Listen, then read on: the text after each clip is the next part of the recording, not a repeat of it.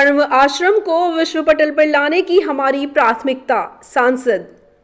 कण्व आश्रम एक प्रसिद्ध धार्मिक और पर्यटन स्थल के रूप में विकसित हो रहा है। देखिए पौड़ी से वीरेंद्र रावत की रिपोर्ट। गढ़वाल सांसद अनिल बलूनी ने कोटद्वार के अंतर्गत परमार्थ गुरुकुल महाविद्यालय कण्व आश्रम का भ्रमण किया। उन्होंने कहा कि कण्व आश्रम को विश्व पटल पर लाने की हमारी प्राथमिकता है। इस दौरान गुरुकुल के छात्रों ने सांसद का वेद मंत्रों के साथ भव्य स्वागत किया। उन्होंने महर्षि कण्व की तपोस्थली का भी निरीक्षण किया, साथ ही वीर भरत स्मारक की जानकारी भी ली।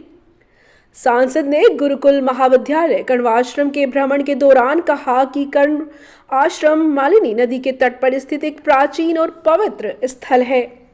यह स्थान भारतीय इतिहास, धर्म और संस्कृति में एक महत्वपूर्ण भूमिका निभाता है।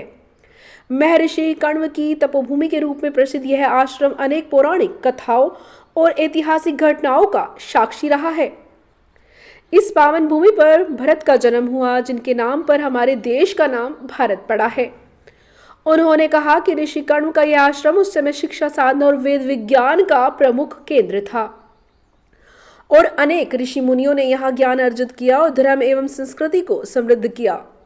उन्होंने कहा कि वर्तमान में कण्व आश्रम एक प्रसिद्ध धार्मिक और पर्यटन स्थल के रूप में विकसित हो रहा है।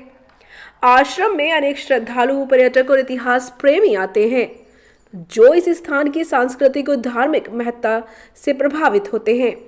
सांसद ने सभी श्रद्धालुओं, इतिहास प्रेमियों और प्रकृति प्रेमियों से अनुरोध करते हुए कहा कि कण्व आश्रम की यात्रा करें, इसके गौरवशाली अतीत, सांस्कृतिक धरोहर, प्राकृतिक सौंदर्य का अनुभव करें, साथ ही इस पवित्र स्थल के संरक्षण और संवर्धन में अपना योगदान दें।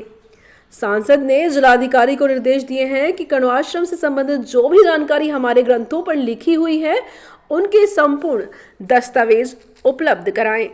किस तरह से पहल की जा रही है कि जो कण्व आश्रम को विश्व पटल पर लाया जाए? देखिए, हमारी सरकार कहती आई है कि विरासत भी और विकास भी।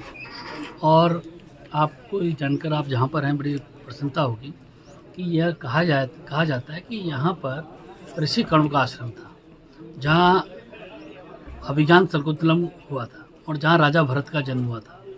तो ये बहुत ही महत्वपूर्ण जगह है, जिस राजा भरत के नाम पर, यशस्वी राजा भरत के नाम पर देश का नाम भारत पड़ा है, उनका जन्म स्थान ये है। तो ये हम सबके लिए बहुत ही पूजनीय स्थल है और इस विरासत को आगे बढ़ाने के लिए हम लोग कृतसंकल्प हैं।